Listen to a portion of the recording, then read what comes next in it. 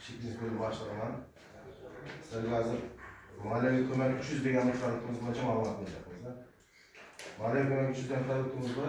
Yakka tadbirkorlarga ham yuridik shaxslarga beriladigan 300 million so'm bo'yicha garov evaziga beriladi. Bunda ta'minot turlari, natural mulk bo'lishi mumkin. Turar joylar bo'lishi mumkin. Turar joy bo'lishi mumkin, praktikasida hech kim yo'q. Keyin oxirida 5 yil o'tib ishlab chiqarilgan transport vositalari oxirida 5 yil o'tib ishlab chiqarilgan transport vositalari bo'lishi mumkin. Kredit hisob raqami o'tkazib beriladi.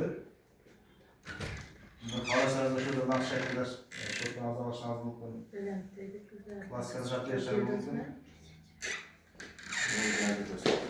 Videoya analiz yapıldı. Riske çakıldı. Tadbirkor ya yuridik shaxs maqomiga ega bo'lishi kerak. Shu bo'yicha ma'lumot berasiz.